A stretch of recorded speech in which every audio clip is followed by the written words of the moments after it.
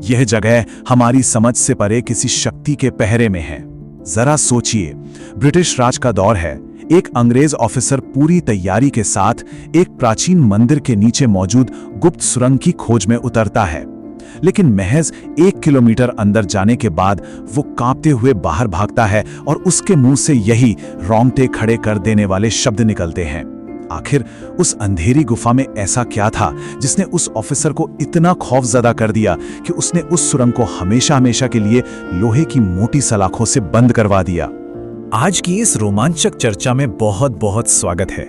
आज हम भारत के सबसे रहस्यमयी और अलौकिक स्थानों में से एक मध्य प्रदेश के ओंकारेश्वर मंदिर के रहस्यों से पर्दा उठाने वाले हैं। हम दिखाई देने वाले चमत्कारों से सफर शुरू करेंगे और उन गहरी खौफनाक गहराइयों तक जाएंगे जिन्हें सदियों से इंसानी नजरों से दूर रखा गया है। तो चलिए इस सफर की शुरुआत करते हैं। भाग 1, पवित्र ओंकार द्वीप। अब देखिए, नर्मदा नदी जब इस पहाड़ के पास पहुंचती है तो वो चमत्कारिक रूप से 2 जलधाराओं में बढ़ जाती है। अगर आप इसे ऊपर से देखें तो यह पूरी संरचना एकदम अचूक ओम के आकार की दिखाई देती है ना कमाल की बात। और इससे भी ज्यादा दिलचस्प बात यह है कि भगवान शिव का ब्रह्मांडीय ज्योतिर्लिंग भी 2 हिस्सों में बटा हुआ है। एक हिस्सा इसी ओम आकार के टापू पर ओंकारेश्वर के रूप में विराजमान है और ठीक नदी के दूसरे किनारे पर मुख्य भूमि में ममलेश्वर स्थापित है। यह पूर्णता का एक ऐसा प्राकृतिक बैलेंस है जो बड़े बड़े भूविज्ञानियों को भी हैरत में डाल देता है। तो इस रहस्य को थोड़ा और गहराई से समझते हैं। यहाँ एक खास शब्द आता है, स्वयंभू। इसका सीधा सा मतलब है जो खुद प्रकट हुआ हो, जिसे किसी इंसान या कारीगर ने अपने हाथों से नहीं बनाया। अब अमूमन किसी भी शिव मंदिर में ज्योतिर्लिंग एकदम बीचों बीच होता है और नंदी की मूर्ति ठीक उनके सामने होती है ना? लेकिन ओंकारेश्वर में वास्तुकला के ये सारे नियम टूट जाते हैं। यहाँ ज्योतिर्लिंग एक किनारे पर है और नंदी बाहर की ओर देख रहे हैं। ऐसा क्यों? क्योंकि ये ज्योतिर्लिंग स्वयंभू है। ये पहले से वहां मौजूद था, इसलिए इसके मूल स्थान से कोई भी छेड़छाड़ किए बिना ही पूरे भव्य मंदिर का निर्माण बस इसके इर्द गिर्द किया गया। और हाँ, इस मंदिर का निर्माण कोई साधारण काम नहीं था। हाल ही में गुजरात की एक साइंटिफिक रिसर्च टीम ने इस मंदिर की संरचना पर स्टडी की और उनका निष्कर्ष सचमुच हैरान करने वाला है। पता चला है कि यह मंदिर 5 मंजिलों में बटा है और कमाल की बात यह है कि इन 5 मंजिलों के अलग अलग गर्भगृह एकदम सटीक रूप से एक सीधी वर्टिकल लाइन में बने हुए हैं। सोचिए, 13वीं सदी में बिना किसी आधुनिक तकनीक या सॉफ्टवेयर के 5 मंजिलों का ऐसा परफेक्ट अलाइनमेंट आज के आर्किटेक्ट्स के लिए भी ये किसी बड़ी पहेली से कम नहीं है। भाग 2, सिद्धनाथ मंदिर के इल्यूजन। 10 फीट ऊंचे चबूतरे पर मौजूद इस 900 साल पुरानी पत्थर की नक्काशी को अगर ध्यान से देखा जाए तो मन में एक सवाल जरूर उठता है, क्या ये एक हाथी है या फिर शिव का वाहन नंदी बैल? असल में ये कोई साधारण पत्थर नहीं है, बल्कि एक 900 साल पुराना जादुई 3D ऑप्टिकल इल्यूजन है।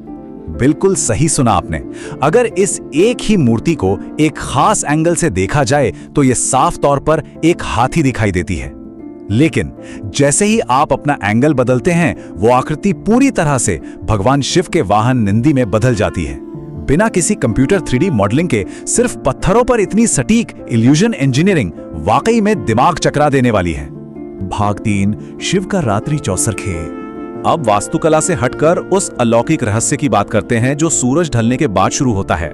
मान्यताओं के अनुसार भगवान शिव हर रात यहाँ विश्राम करने आते हैं, इसीलिए हर रात शयन आरती के बाद गर्भगृह में शिव और पार्वती के लिए बाकायदा एक बिस्तर लगाया जाता है और उस पर चौसर का खेल बिछाया जाता है। इसके बाद मंदिर के कपाट बाहर से पूरी तरह लॉक कर दिए जाते हैं और कड़ा पहरा लगा दिया जाता है। लेकिन जब सुबह ताला खुलता है तो नजारा कुछ और ही होता है। पासे बिखरे होते हैं, गोटियां अपनी जगह से खिसकी भी होती हैं और साफ बिछाई गई चादर पर सिलवटें नजर आती हैं, मानो किसी ने पूरी रात वहां बैठकर सच में चौसर खेला हो। भाग 4, आक्रांता और अदृश्य रक्षक। इस काले 6 फीट ऊंचे पत्थर के पीछे की कहानी बहुत ही खौफनाक है। असल में पहाड़ी की चोटी पर स्थित 11वीं सदी के गौरी सोमनाथ मंदिर में कभी एक पूरी तरह से पारदर्शी क्रिस्टल शिवलिंग हुआ करता था। कहा जाता था कि उसमें भविष्य देखा जा सकता है। 1670 के दशक में जब क्रूर मुगल शासक औरंगजेब को इसके बारे में पता चला तो उसने भी इसमें झांकने की कोशिश की, लेकिन इतिहास बताता है कि उस जादुई पत्थर में उसे अपना भयानक अंत और मान्यताओं के अनुसार नाली में लिपटे एक सुअर की डरावनी छवि दिखाई दी।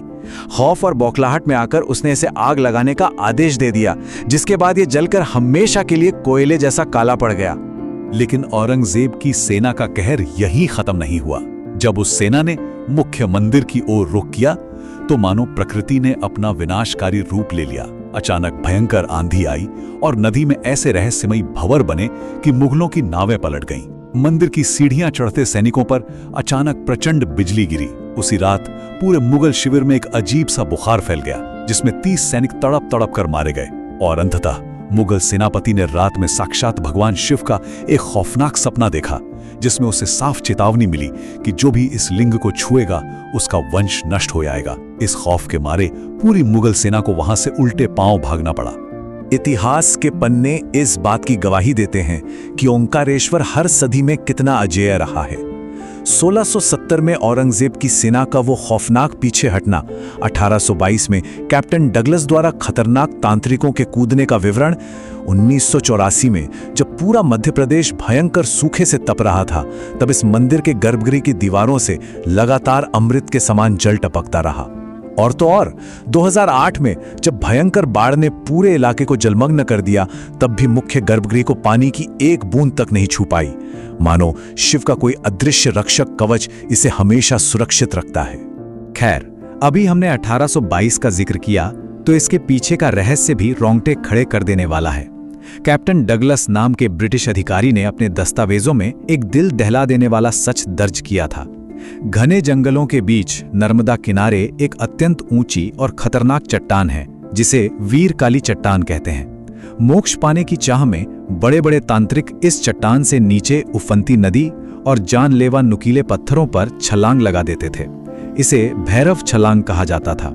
आज भी स्थानीय लोग बताते हैं कि वहां का सन्नाटा ऐसा है जो सच में काट खाने को दौड़ता है। और तंत्र मंत्र का यह इतिहास सिर्फ साधुओं या तांत्रिकों तक ही सीमित नहीं था। 18वीं शताब्दी की महान मराठा महारानी अहिल्याबाई होलकर के बारे में कहा जाता है कि वे रात के घने अंधेरे में अपनी जान जोखिम में डालकर इन जंगलों की गहरी गुफाओं में जाती थीं। वहां वे शमशान की भस्म रमाएं, खूंखार अघोरियों और सिद्ध तांत्रिकों से गुप्त रूप से मुलाकात करती थीं। ये माना जाता है कि इन्हीं अघोरियों के तांत्रिक आशीर्वाद का ही नतीजा था कि उनका होलकर साम्राज्य लंबे समय तक पूरी तरह सुरक्षित और अजेय बना रहा। भाग 5, मोहर बंद गर्भगृह के रहस्य। शुरुआत में जिस अंग्रेज अधिकारी का जिक्र हुआ था, याद है? वो इसी गुप्त सुरंग की खोज कर रहा था, जिसके बारे में कहा जाता है कि वो ओंकारेश्वर से सीधे अमरकंटक तक जाती है। उसने भीतर कुछ ऐसा देखा जो इंसानी समझ से बिल्कुल परे था। उसके उस खौफनाक अनुभव के बाद ब्रिटिश सरकार ने इस सुरंग को लोहे की मोटी सलाखों से हमेशा हमेशा के लिए बंद कर दिया। तो सबसे अहम बात यह है कि मंदिर के ठीक नीचे एक मूल गर्भगृह है, जो सदियों पहले लोहे और भारी सीमेंट से मोहरबंद कर दिया गया था। किसी भी आधिकारिक रिकॉर्ड या पन्नों में यह दर्ज नहीं है कि इसे कब और क्यों बंद किया गया। और सबसे डरावनी बात यह है कि जिन सिद्ध साधकों ने उस बंद दरवाजे के निकट ध्यान लगाने की कोशिश की, उनमें से कई अपना मानसिक संतुलन पूरी तरह खो बैठे।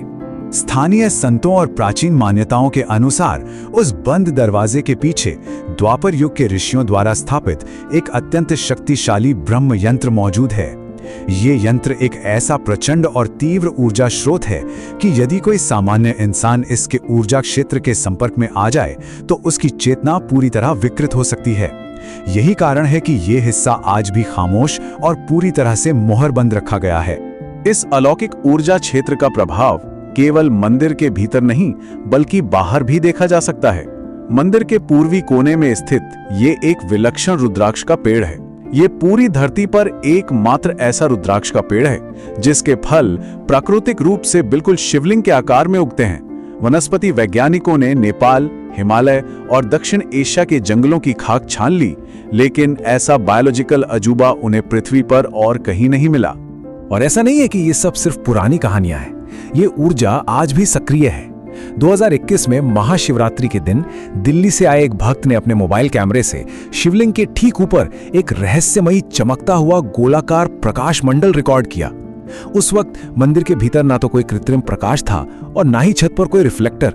ये चमकता हुआ चक्र किसी अदृश्य स्रोत से उत्पन्न हो रहा था, जिसने उस दिन वहां मौजूद सभी लोगों को पूरी तरह स्तब्ध कर दिया।